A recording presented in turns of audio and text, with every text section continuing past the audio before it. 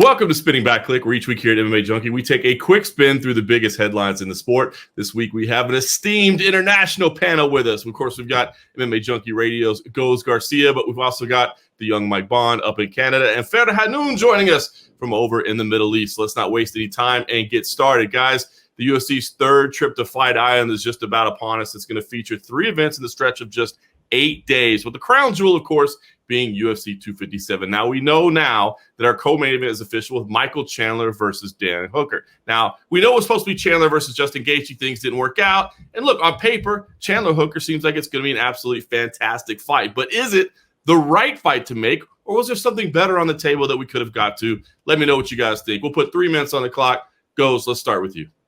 Well, I think if you break it down, it's the right fight for Michael Chandler and for Daniel Hooker. It's not the right fight for the fans. Let's be honest. If you put this up to the fans, they're going to want Chandler and Gaethje. They're going to want those two to go at it. They both have proven before in the past that they've had those type of fights, the fights that we talk about for the rest of our lives. Michael Chandler has that check mark already with Eddie Alvarez. So I would imagine that in this particular matchup, it suits him a little better when you think about all the other guys that are left. For Daniel Hooker, this is the type of fight that can kind of propel him to that next step. If he gets a victory here, I got to imagine he's one of the guys right then and there. And Chandler, I mean, he's got to prove to us that he's UFC caliber. This is the type of fight for him. I think it's going to be all over the place. I do think it'll go to the judges, but I think it's the right fight for both those guys. Interesting. I mean, like you said, things didn't come together with the Gaethje fight. Is it something that we should have put on hold, or does one person take more advantage out of this than the other? Mike, what do you think? It's a tough one, right? Because I think the issue here is we had such high expectations for Michael Chandler. Like, there was a chance he was going to be fighting for a title right off the bat against Khabib or Gaethje. And then we had talks about Dustin Poirier and Tony Ferguson. So in comparison to those fights, I guess Dan Hooker does feel like a slight bit of a step back, a little bit of a letdown. I think if we had started with Dan Hooker right at the beginning, if that was the fight that was rumored, the fight that they targeted right off the bat, it wouldn't feel maybe the way it does a little bit right now. And so like dragged out and maybe feeling like this was kind of a last minute option, or the lone remaining option. Dana White mentioned that he even reached out to Charles Oliveira as well to potentially take this fight. So I think if you look at all the other options, maybe it's among the least exciting, just in comparison to those other massive names at 155. But the fight in a bubble, stripping all that stuff aside, it's an amazing fight. I think we're gonna get some very clear answers on whether Michael Chandler fits into the very, very top of this 155 in the UFC, or if he's maybe a little bit of the backside of the top 10. And now you know why UFC President Dana White always says it's not official till we tell you it's official, right? They don't want to get your hopes up and then you get disappointed on the backside, because it is a great fight, right? But Farah, what do you think? I mean, is there some kind of disappointment, or are you happy with this being the co-main event? It's still a big fight. Yeah, I mean, stylistically, it's so much fun, but I think I agree with Mike there. I think it's just the delay is what frustrated people, because right off the bat, people are kind of irked by the fact that Michael Chandler can come in and be a backup for a title fight, get such a big fight. So they were saying that he should fighting, like people were throwing Paul Felder, potentially Dan Hooker, but then the delay and then the possibility of Gaethje, people started to expect big things. So I think that's why it could be seen as a bit of a letdown. But at the end of the day, it's funny because when I was talking to Dan Hooker not too long ago, he was kind of dismissive of Michael Chandler. He wanted Justin Gaethje. So I feel like stylistically, it's a lot of fun. And it is like a win for Michael Chandler will be big because it is a stern test at the end of the day. I know Dan Hooker's coming off of a loss, but it was a fight of the year contender with Dustin Poirier, a fight that he had his moments for sure. So it is definitely a tough test for Michael Chandler. And I think despite the fact that maybe people wanted Justin Gaethje, it's still a fight that the fans are going to love once it's over. All right, just because the panel is esteemed and international doesn't mean they don't get to pay attention to the clock. Tighten it up, fellas. All right, listen. Speaking of Fight Island, it is official now. As MMA Junkie first reported, the UFC will once again have a presence on network television with the promotion's first event of 2021 simulcasting on ABC and ESPN Plus on January 16th from Abu Dhabi. Now, here's the thing. The official announcement didn't reveal any type of long-term plan, so we don't know if there's a bunch of UFC on ABC events coming up. But what do you make of this, return to network television? I know from the international panel, it's not your home networks, but it's still a big one here in the United States. So what do you make of the whole situation? We'll put 3 minutes on the clock. Mike, let's start with you. It's a big one for here too, man. I mean, when yourself and Nolan King broke the story a couple of weeks back, I thought it felt like a really big deal. I mean, for me personally, I'm used to watching the NBA finals every single year on ABC. I'm a huge basketball fan in addition, to MMA as well. And so that feels like a big deal. You're going to have UFC events on the same channel as the NBA finals. That kind of puts it on a parallel to it feeling like a really big moment. So I think this is great for the sport, great for the UFC, and hopefully it gives additional exposure to some of these fighters. I think Max Holloway versus Calvin Kattar, a perfect fight to have kind of usher in this new era. And I'm really interested to see how commonplace these cards become moving forward. Yeah, and let's not forget, of course, you'll have a whole bunch of commercials for the upcoming pay-per-view with the return of Conor McGregor on there, and that'll all be seen on network television, so that'll be huge. But Farah, what do you think? I mean, if it's a one-off, that's special, right? But, I mean, do we need to see more events, or is this one time enough for now? I mean, what do you make of this kind of getting this announcement but not getting any type of long-term arrangements being revealed? I feel like it could be kind of like a testing period since it's not a long-term announcement, but it's still a massive deal regardless for it to be on network television. I mean, like Mike said, the NBA finals are on there, but it doesn't affect me personally, but it is a big deal. It feels like a big deal. And a fight like Max and Calvin Kattar, I feel like is a good test. I mean, the UFC benefits so much during the pandemic because they kept the ball rolling and it kind of paid off for them to kick off 2021 like that. So it is definitely a massive deal. And I guess we'll see moving forward if it's a permanent thing. Yeah, no question about it. I mean, it's a pretty crazy return when you think about it. The 2021 is going to kick off with an event on ABC, then an event on ESPN, and then, of course, the Conor McGregor and Dustin Poirier pay-per-view. So it's looking to be a very, very big start of the year for the UFC. Goze, let me ask you, I mean, man, you and I have been covering the sport for a long time. I remember when getting on Spike seemed like a big deal, you know what I mean? And we've gone through this with Fox. This one didn't come with as much fanfare, but, I mean, does this feel like a big moment, or are we just used to this now? I think it should be a big moment. And it does feel like a big moment for me. I'd go back to that first time that we showed up on Fox and just hearing that music that you associate with the NFL, hearing some of the voices that you associate with the NFL and hearing them say the names, Junior Dos Santos, Cain Velasquez. You see the look on people's faces when they're seeing that. It puts the UFC at that same level as those top sports. They're no longer that sport that's creeping up. So for a moment, it's pretty big. And here in Las Vegas, yeah, the crowds maybe aren't as big, but I'll tell you what, people are still walking through those casinos. And whenever you have something on live television like that, they can put it up on those big screens in the sports books. And you should see people walking by anytime there's a fight that breaks out. They stop, they stand there, and they stare. And that's when people start to go, who's that guy again? Who has he fought? That's how you create new fans. That's how you recognize some of these fighters over and over. I think it's a very big deal, and I can't wait to see it.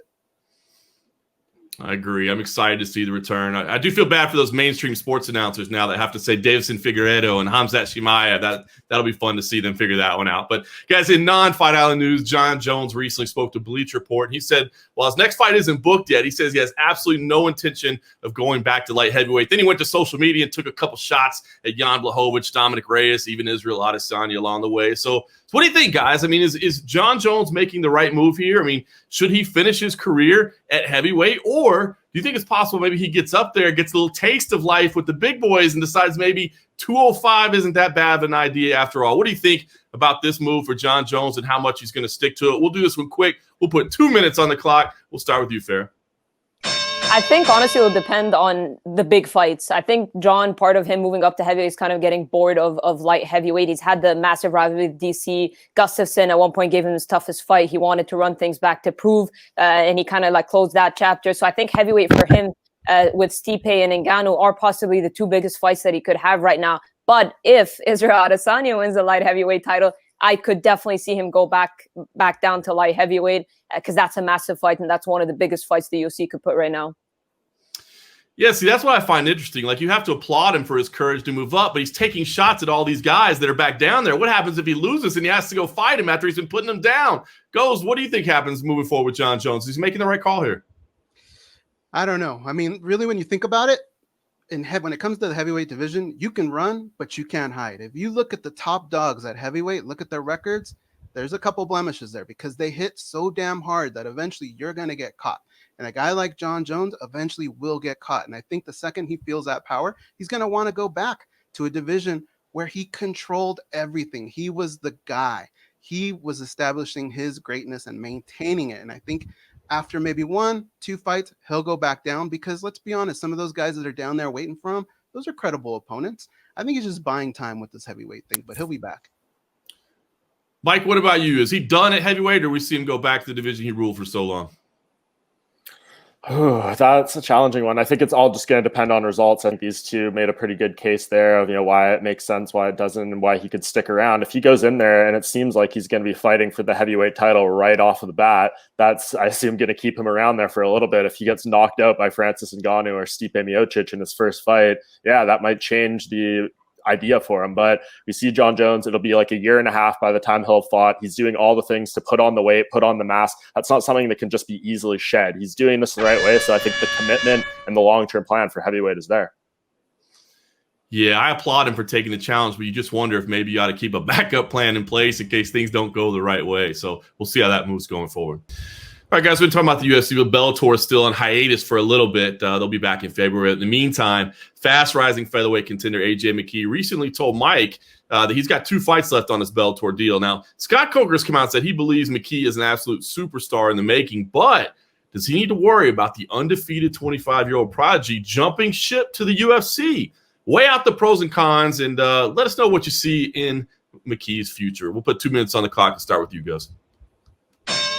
100% he needs to worry about it. And if he's smart, he will address it now rather than later, because look, the trajectory on this kid is pretty high. He's getting better and better, and more eyes are starting to watch him. Losing Michael Chandler, in my opinion, was a little bit of an ego shot for Bellator. I don't think they can let something like that happen again, because a lot of people felt like Michael Chandler was one of their better assets. So I think what you need to do with AJ McKee is you need to make him happy now. The kid's giving you everything he's got. He's got a great mentor in his corner. He's one of the most well-rounded fighters in his division. Get him signed. Yeah, the guy clearly has the talent to compete anywhere he wants to. Mike, what do you say? Is there a recommendation you would have for him? Is one place better than the other? Well, I think here, to an extent, it might be out of his hands. Like, he might kind of be a victim of his own success in this case, because he said it himself, there's championship clause, championship language that goes into this contract. If he wins the next fight, he wins the featherweight Grand Prix, and then also, fights Patricio Pitbull for the 155 belt, which is kind of the plan he's laid out for himself. That's going to keep him entrenched with Bellator and under their contracts for a while here. So oddly enough, maybe like losing a fight coming up might be his easiest avenue to get out of contract and move on to the UFC. There's a lot of dynamics there, but yeah, if you're Bellator, you do everything in your power to keep him around and make sure that this is a guy that's the face of your company for a long time, because he has all the potential in the world.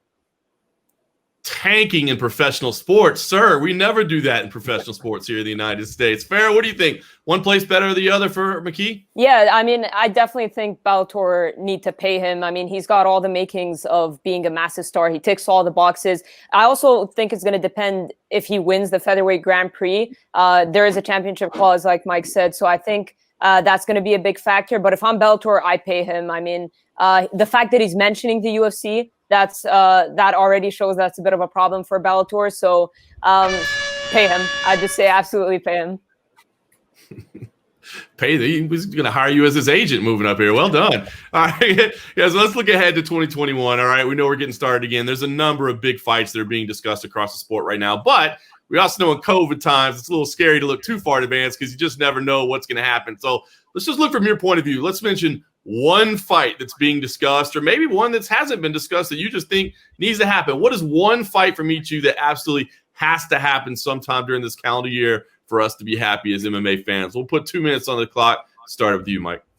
For me, it's Colby Covington and Jorge Masvidal. I think that's the fight we've wanted to see for a while. There's so much history and such a big rivalry between these two. I think you just got to put it together. I know Dana White says they're working on it. Colby Covington's made it very clear that he's waiting for a date for a contract. Haven't really heard as much from Jorge Masvidal, though, in the past few months. So I'm interested to see if that's the fight he is focused on the most. But yeah, if you're kind of looking at what's coming up, what could be some big fights for the UFC, that's the one I really want to see, just because I think it's going to give us a lot of answers about where both guys are at.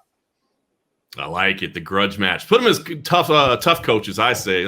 Let's get as much TV out of them as we can. Farah, what about you? What's one big fight? I'd say Jon Jones, Israel Adesanya, but the fact that Jon Jones is kind of bulking up to heavyweight makes it a little difficult right now. I know Izzy's moving up to light heavyweight, but one can hope that maybe if Izzy wins that title, that Jon Jones is going to be tempted. I know Izzy says he'll go all the way up to heavyweight. I don't know. I find that tough. The whole weight class is a bit of a mess in this, but the fact that these two guys have been going at each other, and plus, honestly, it probably would be one of the biggest fights in UFC history, and we're talking about numbers and stuff like that. So I'm not going to lie. I know with the weight class and stuff, it might not make the most sense in the world, but I want to see it. A lot could happen between then and now, but can you imagine those two going for the heavyweight title? If Jones was the champ, Izzy was going for his third division, that'd be crazy. Goze, how about you? One of those two or something else? When's the last time you guys had a 3-piece and a soda and felt full? I don't get full off of that. I need a lot more. That situation needs to be resolved. That's Leon Edwards and Jorge Masvidal. Those two need to meet up in the UFC cage. And I say the UFC cage because, guys, we know how these two guys are. This fight is going to happen. Whether it happens in the back, an airport, a hotel lobby, an elevator, it's going to happen. So the UFC better book it so that we all get to see it, because you cannot leave a situation like that just out in the clear. We need a resolution. That needs to happen this year. Can't argue with that. Look at that. Gamebred in 2 must-see fights in the year 2021, man. Could be a very good financial year for him. So, listen, I think it's going to be a big year across the sport. I'm looking forward to it. This break has been nice, but I'm ready to get back to it. We got one more week before we return to major MMA events. And, of course, we'll talk about everything that happens throughout the year in 2021 on Spinning Back Clique.